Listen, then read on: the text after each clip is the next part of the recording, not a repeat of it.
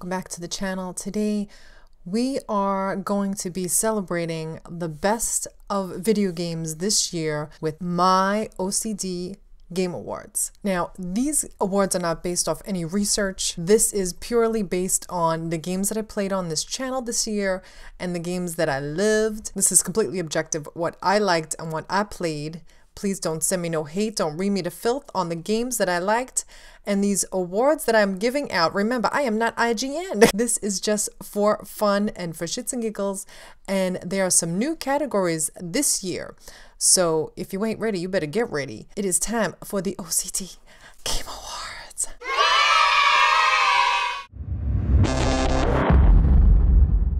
For the first category, the most iconic duo in a video game has to go to Chloe and Nadine for Uncharted: The Lost Legacy. I love this game. I couldn't wait for this game to come out. You know I am a huge Naughty Dog fan.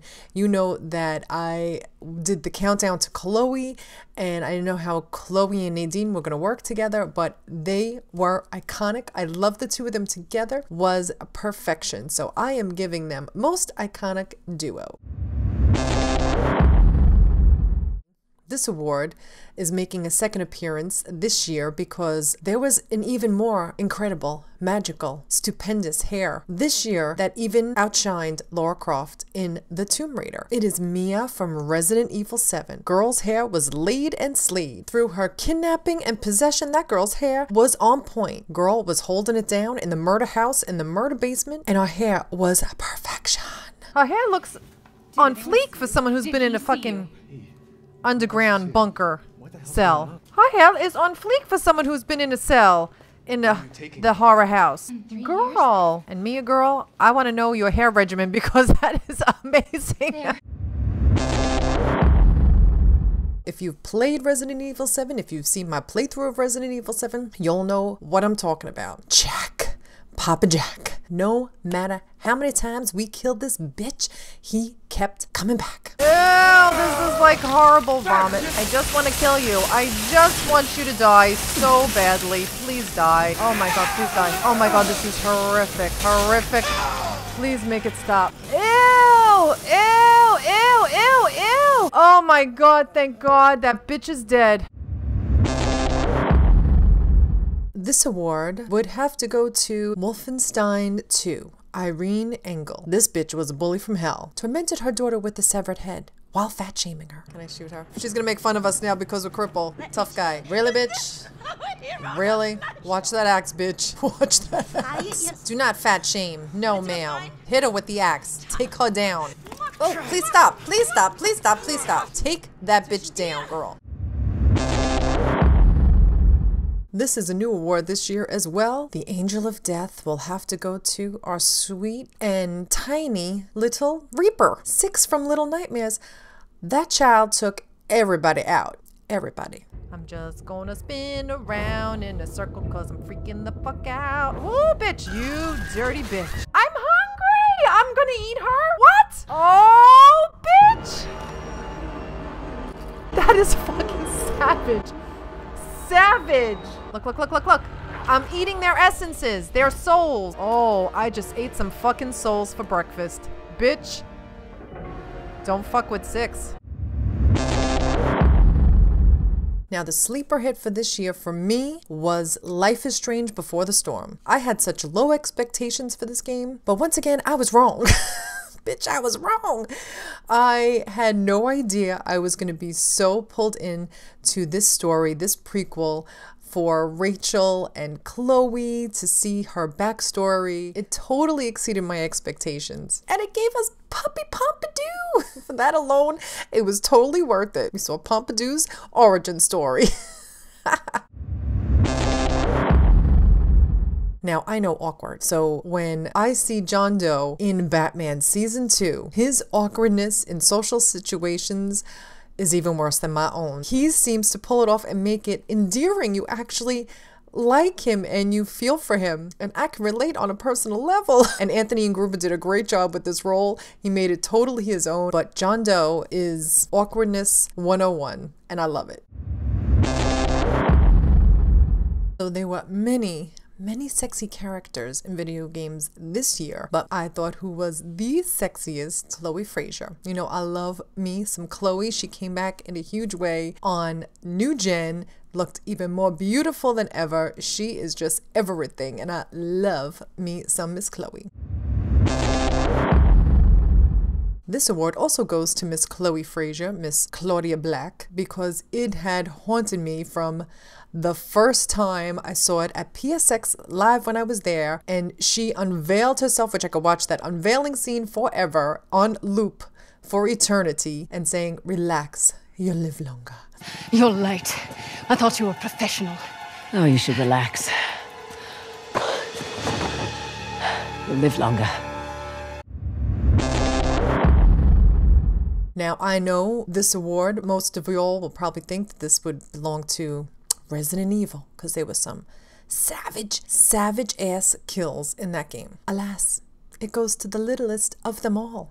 6 and the gnome. I'm still not over it, y'all. I'm still not over it. Why wouldn't you take the sausage? Why? My God, why? I gotta find some food. I'm coming. Why we gotta eat little, but so little? Yay, gnomes! Aw, hi baby, I wanna hug you. Oh, he said to me a sausage. He's so cute. Come on, give. Aw. No! No, why? Oh no! Guys, I'm so upset! Why would you do that? Why, guys? Guys, why? Is it because I ate the live rat? I am so upset. Just forget that this even fucking happens. This was my favorite reveal and cameo in a video game this year was when Sam showed up for Uncharted: The Lost Legacy. I was so happy to see Sam, like Nadine, someone coming from Uncharted 4, and to bring the whole group together, give us some cohesion, and just to see them interact with each other was incredible, because we all of us Uncharted fans had really were pulling to see Chloe in Uncharted 4, and when she wasn't there, we were like so sad, but we should have known that Naughty Dog had something better in store for us, her own standalone game. So I was so happy when we got to see Sam interact with Chloe, interacting with Nadine. It just brought everything together. Now, shout out to this dating sim game, Dream Daddy. Not only did I love the theme song, I loved the customized characters that we could create, and you could do female to male or male to male dating simulation. I loved interacting with all the daddies, and I loved the story, and I loved the characters. I was so taken aback by this next character. He seemed to be the least concerned human being that ever walked the face of the earth. Not to mention in a horror game. Ethan from Resident Evil 7. How are you, Mia? This Ethan doesn't sound so concerned. I'm just gonna say it. He sounds pretty chill for somebody. Woo! In The Walking Dead Season 3, we saw Clem, and we finally got to see what happened at the end of Season 2. And there were so many different outcomes you could have had. But in Season 3, we learned that they were all terrible. Awful. I don't normally get negative on this channel, but goddamn if that wasn't the laziest, most rushed tying up of loose ends ever. Best male performance. I will have to go with Lincoln Clay, Alex Hernandez, in the Mafia 3 DLCs. I love the DLCs and his performance, and Lane Compton's was incredible. I love this franchise, and I cannot wait to see what they're working on next. Coming this month in O.C.D Gaming News, I got some inside scoop. Claudia Black did an incredible job with Chloe, and Ashley Birch did an incredible job with Aloy in Horizon Zero Dawn. Now, you know I love those girls, but hands down, this award has got to go to Melina Juergens for her incredible breakout performance, Hellblade: Senua's Sacrifice. This bitch has never acted a day in her life. She was a sound editor working on the game. She took on the hardest role, most emotional role, and she was incredible. She fucking killed it. She killed it. Studio of the Year has got to go to Guerrilla Games for Horizon Zero Dawn. They did an incredible job. They worked on this game for like almost 7 years. They came from Killzone. If you haven't seen it yet, you should watch No Clips documentary on the making of Horizon Zero Dawn.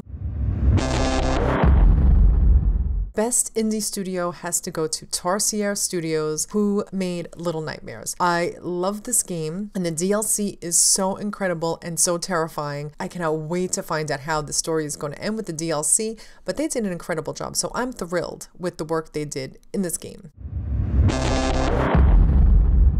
So award for Best Indie Game absolutely goes to Little Nightmares. This game had me from the second I started playing it, and I am so in. I love the mystery surrounding it. I love that we don't know anything about it, and that Tarsier Studios is just tight-lipped about what's going on. It reminded me so much of Inside, and I love these types of games. So Best Indie Game this year absolutely goes to Little Nightmares.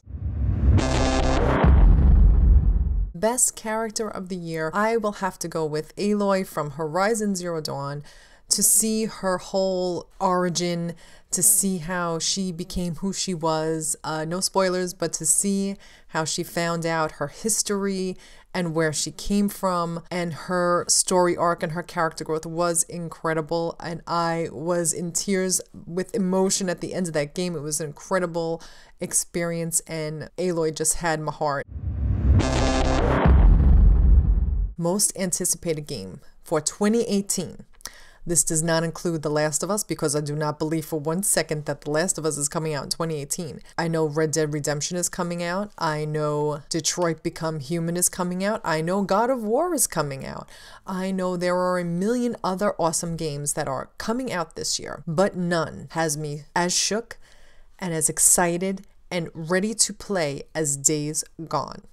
That game is everything to me. I cannot wait to play it. I cannot wait to be in that world, in that environment. I have been anxiously awaiting the arrival of this game since they first announced it at E3 in 2016, and the guys at BADDEST Studios are working hard on this game, and they are doing an incredible job. From everything we've seen so far, I don't need to see any more. I'm there, I'm playing it, I am buying it day one. I cannot wait to live and breathe in this world, and that's my most anticipated game. Let me know in the comments what your most anticipated game is, and I doesn't mean that I don't like those other games that are coming out. I am going to play every single one of those games as well, but Days Gone, bitch! Best art direction is a toss-up to me, but Uncharted: The Lost Legacy was so stunning and so beautiful. And Horizon Zero Dawn was stunning and beautiful. I mean, you could see the little bugs on the little plants and the little butterflies and the dust and everything. But I also have to give it up for Uncharted: The Lost Legacy.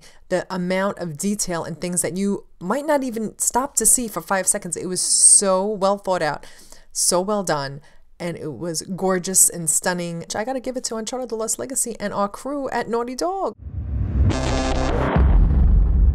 Best music and sound design absolutely has to go to Horizon Zero Dawn. That music throughout the entire game made me want to just download the soundtrack. There's certain games have soundtracks that are just grab you and will not let go of you. Horizon Zero Dawn's soundtrack was that one for me this year. It was beautiful and stunning, and I'm just obsessed with it. I was obsessed with the whole soundtrack while I was playing it. After I played it, that was my favorite. My game of the year, there were so many good games, and I played a lot of them, and I loved a lot of them, but my game of the year this year was Horizon Zero Dawn. It was made with such love and such care and such respect. I mean, 7 years went into making that game and making it perfection. It's fucking perfect. I mean, there were some issues here and there, but what AAA game doesn't have some issues?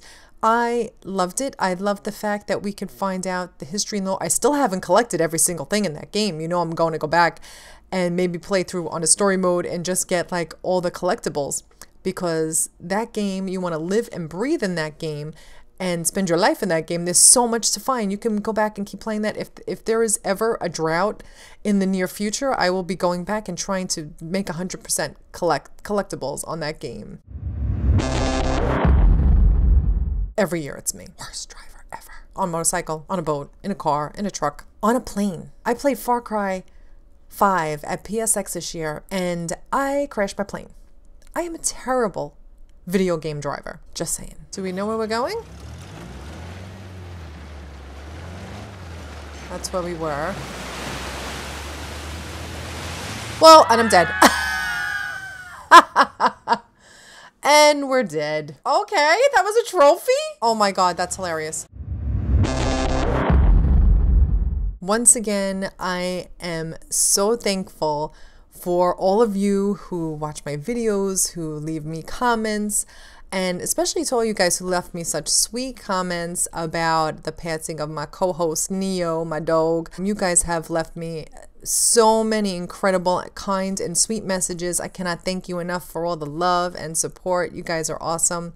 And for supporting me on this channel and for retweeting my posts and my links for my videos and sharing my videos and follow me on Twitter and Instagram and on YouTube for subscribing. So I can't thank you guys enough. Thanks so much for being a part of this channel. You make it what it is.